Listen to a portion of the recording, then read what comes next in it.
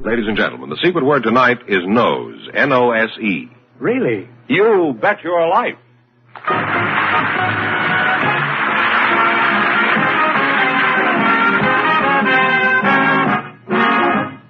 The National Broadcasting Company presents Groucho Marx in You Bet Your Life, the comedy quiz show transcribed from Hollywood.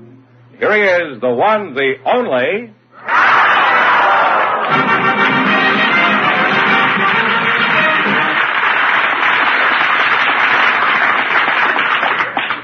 Thank you, folks. Thank you. Well, here I am again with a chance for each of our couples to win up to $10,000. And if any of them say the secret word, they'll win an extra 100 smackolas. And Groucho will meet our first couple in just a moment.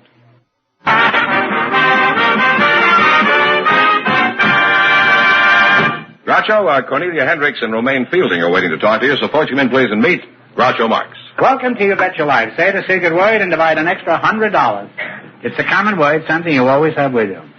Cornelia Hendricks and Romaine Fielding. You're Cornelia. I'm Cornelia, yes, Groucho. Are you married? Yes. You have 5 children, huh? No, only 2 daughters. You're 28 years old? No, I'm 47. Well, I'll try once more. Are you from Philadelphia? No, I was born in Cimahi, Java. You were born where? Cimahi. That means enough water in Malay. Enough Java. water in the lake? That's your name? You were born in Java, you said. Java. Was this with cream and sugar? I mean, were you born during a coffee break? My folks lived there. No. Now, your name is Romaine Fielding, huh? That's right, Groucho. That's you. I've been trying to think where I've heard that name. Romaine Fielding? Was he a big movie star about 40 years ago? Oh, that's right, Groucho. Actually, he was a contemporary of Francis X. Bushman in the old silent days. Oh. And that was your father. Well, since you have his name, are you following in his footsteps? Are you in show business? No, I have no particular talent for acting, Groucho. Don't you have any talent? Can you sing or dance or tell jokes? Can you stand on your head? No, the only thing when I was in the service, I used to be able to do the manual of arms forward and backward verbatim. Well, I doubt if you can get much of a spectacular with that kind of an act. Well, that's what I thought, too, but we had one interesting experience when I was apprentice seaman of the Navy down in Guantanamo Bay, Cuba. We were lined up, all the apprentice seamen were lined up for inspection. So along came the Secretary of the Navy, which was then Mr. Knox, Admiral King, who was then Admiral of the Fleet, and the commanding officer of the vessel. And about this time, this lieutenant says to me, sailor, step out here. You know so much about this, you don't have to... Were you a common sailor? I was a real common sailor. A gob. Oh, I was the most gobby. Yeah. So anyway, he throws the piece at me and, stand at attention, he said, describe the position of attention. I said, position of attention, heels on the same line as close together as confirmation man permits, feet turned out equally from an angle of 45 degrees, knees straight without stiffness, hips level and drawn back slightly, weight of body resting equally on hips, shoulders squared and falling, thumbs along the seams of the counters, back the hand out, fingers curled naturally, head erect and square to front, chin drawn back slightly, so that's the head and neck is vertical, eyes straight to front, and assuming the position of attention, heels are brought together smartly and audibly, the mind as well as the body must be at attention. I said, would the lieutenant like to have it verbatim backwards? He was sort of dumbfounded. He said, yes. I said, attention at B must body be as well as mind be. The mind as well as the body must be at attention. Front 2 straight eyes straight 2 front. I like it better this way. It's clear. I didn't get it the other way. Well, go on. Well, anyway, so the next thing he says to me, all right, being at the position of attention to come to port arms. So I said, raise and carry the priest diagonally across the barrel of the body, regress at the same time with both hands, right the small stock, left the balance, barrel sloping, crossing opposite junction to the neck, and left shoulder, right forearm horizontal, left forearm close to the body. I said, would the lieutenant like to have that verbatim backwards? He said, no.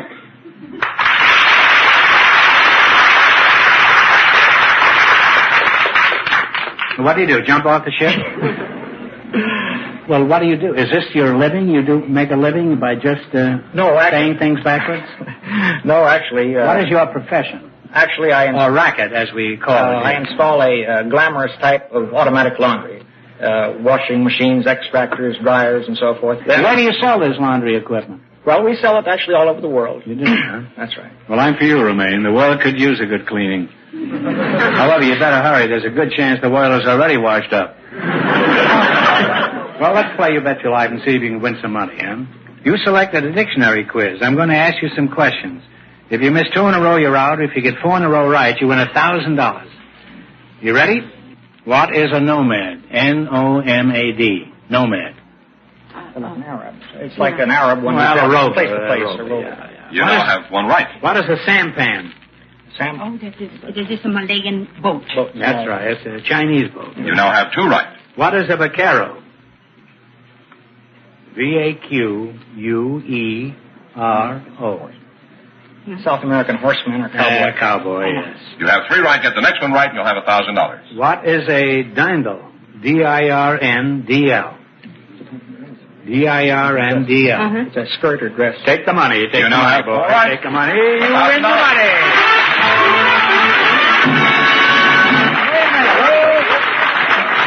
Now, you won $1,000. You can keep it and quit, or else you can come back later and try to double your money. You may even get a chance at $5,000 or even $10,000. So go over there and sit down and think about it, and thanks for being on the show. Thank you very much.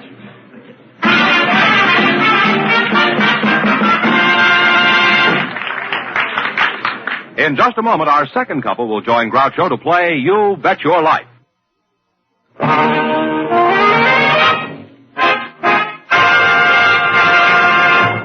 Groucho, I'd like you to meet Jack Mosley. Why?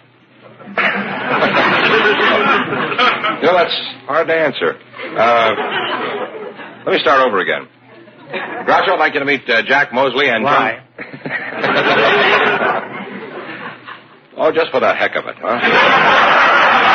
Hey, watch your language. There are musicians out there.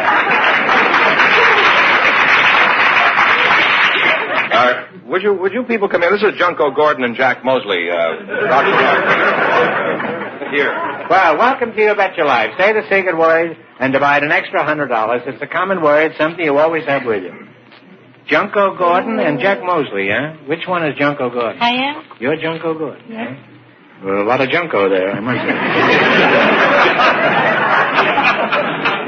What kind of a name is Junko? That's a Japanese name. Oh. It means June. Oh. Yes? June? Yes. You mean 30 days had September? April, Junko, and November? Junko isn't a very dignified name for me to call you.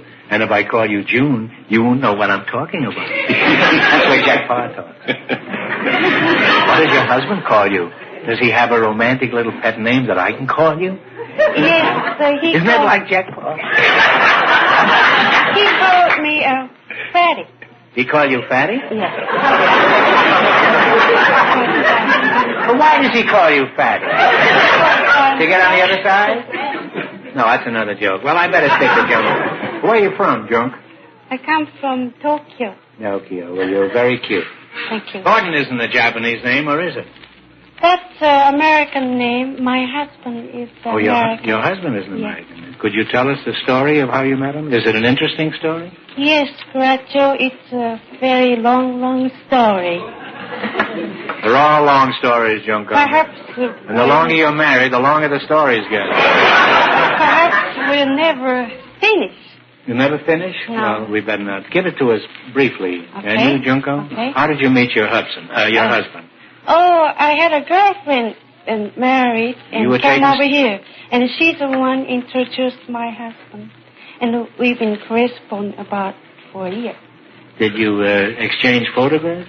Yes, I did. Mm-hmm. Did your husband propose by letter, or did he wait until he saw you? Oh, after he saw me, he said, you look much better in person. Mm-hmm. Well, you do. Thank you. And then what happened after he said this? And he what said, did you say when he said that you looked beautiful? I said, so you. What sort of work does Romeo do? Maybe an impetuous fellow. Huh? He's a yellow cab driver. What about you, Jack? Are you married? Yes, I am, Groucho. We're married 30 years. Would you say yours is a love match? Oh, yes. It's really Does nice. your wife have any little pet names for you, like Fatty? Well, she calls me Windbag.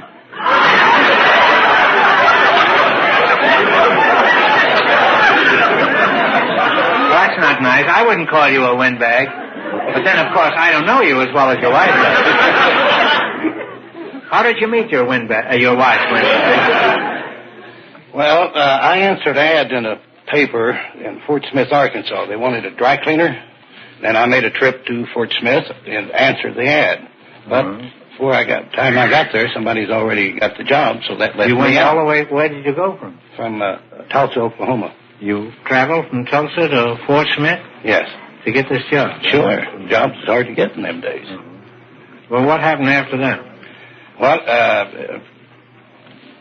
this Mr. Darby, which was a brother-in-law to my wife now, but he taken a liking to me, and so he invited me home. I couldn't follow this. Well, a man named Darby. He's just come into the picture. Yeah, he came in. He's a brother-in-law of your wife to whom you weren't married at that time. That's right, yes. You understand this? Yeah. No, well, I don't.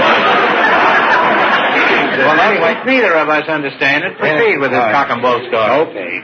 And he invited me home to meet his sister-in-law, which was Pauline. And that started something. You went there to get a job as a dry cleaner, and you didn't get the job, but this fellow immediately took you home to meet his sister-in-law? That's right. Mm-hmm. Well, why was that? Was he supporting her? You want to get rid of her? Well, later on I found out that was the reason why. Well, how many times did he have to run that ad before they found a sucker like you? Well, I don't know. All I know, when I went to Fort Smith, the job wasn't there, so I was left out in the cold. You arrived in Fort Smith empty-handed and left there with a wife. Huh? Yeah, I did get something out of the deal. You're one of the few fellas I ever heard of who got taken to the cleaners before he got married. Well, you seem very happy about it. Oh, yeah. You have any hobbies? I mean, did you do nothing else but just dry clean? A strong man. You're a strong man. Well, I used to be with Ripley, believe it or not, and I did such stunts, let 6 men choke me, drive a 40-penny nail through a 2x4 with one punch of my fist, break 3/4-inch ropes, pull 14-ton fire trucks with my teeth, let any 6 men choke me. Are there 6 men in the audience who would like to come up and strangle this chap? Do you still perform any of these feats of strength? What I'm getting at is, could you do something for us? Yes, I could. I don't want anybody to throttle you up here, but could you do something? Yes, I could. What? I could blow up and bust a brand new automobile inner tube. Well, why would anybody want to blow up an inner tube? I don't know. I just like to blow them up. Is this why your wife calls you a windbag? That's right. Have you got an inner tube on you? You have it wrapped around here. No. That's solid. You say you have one? I have an inner tube with me. Well, could you roll it out here? Yes, I could. Could you get it? Would you like to see him blow it? Yes, I like to see it. Say, how long does it take to blow that thing up before you start? It'll take anywhere from 2 to 8 minutes. Well, that's a long time. I mean, we haven't got that much time. We got to get on with the quiz. We only have a half hour. You know, could you blow up the inner tube and still answer the quiz questions? Well, I don't think so. Simultaneously? I don't think I... Well, I might, but I'd rather have my wife come up here and... Your wife, yeah? Yes, Mrs. Windbag is in the audience? Yes, she's in the audience. What's your wife's name? Pauline. Pauline! Would you mind hopping up here? Pauline. Now, Windbag, is there any danger of this inner tube blowing the audience out of the theater? Well, it's according to where I'm standing here, Groucho. Now, Pauline, can you really blow up an inner tube until it explodes? Yes, he can. I've seen him do it many times. Well, stand outside a little bit, huh? Stand outside on the corner around San Francisco. Now, you start blowing, and we'll keep an eye on you during the quiz. And, Windbag, if you want to, you can help answer the questions while you're taking a breath. Okay. Are you guys ready? Oh, go ahead, Windbag, blow. Now, you selected cities and small towns of the United States. I'll give you 4 cities or towns in a particular state, and you identify the state. If you miss 2 in a row, you're out. If you get 4 in a row right, you win $1,000. Now, here are the cities and towns. Winchester, Springfield, Shawneetown, and Rock Island. What is the state? Beg your pardon?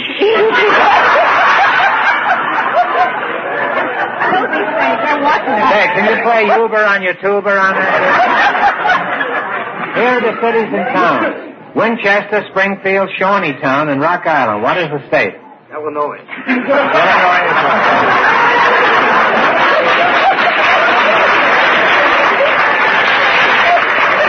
All right, right, and what state are these places? Batavia, Ithaca, Albany, and Penn Yan.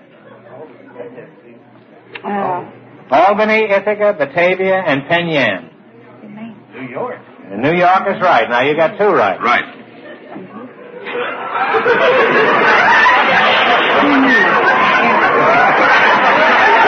And what state are Carrington, Bismarck, Beach, and Fessenden? North Dakota is right. Now, you got three. One more right, you'll have $1,000. I can't take it. Is he blowing or just standing there? Are you calculating?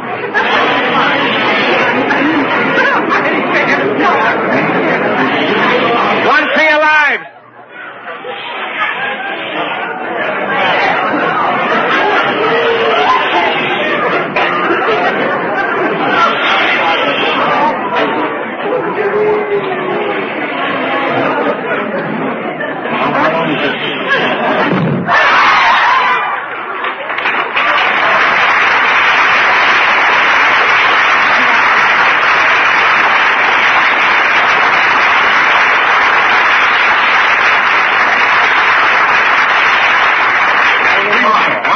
You'll have $1,000. Titusville, Newcastle, Oil City, and Carlisle. What state? Think now. Titusville, Newcastle, Oil City, and Carlisle. Now you should know that. No. Huh? Yeah. Pennsylvania. Pennsylvania. Pennsylvania's right. You got 4 in a row. You win $1,000.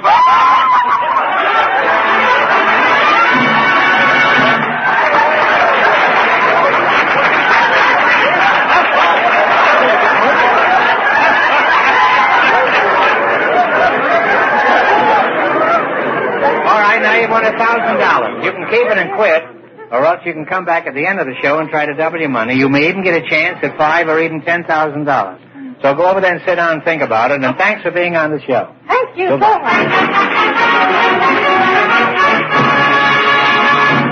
much. We'll find out if any of our contestants will try for the double chance at $5,000 or $10,000 in just a moment.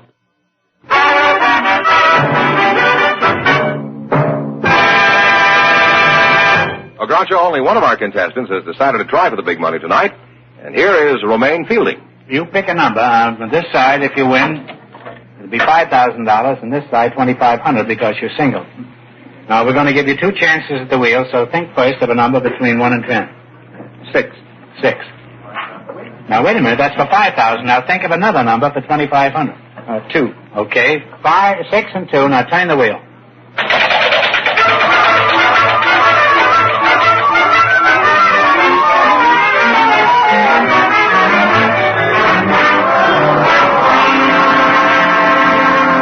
Well, neither number came up, so this question is worth $1,000. Pope John the 23rd was elevated in November of 58.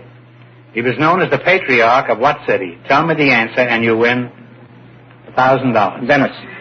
That's right, you won $1,000.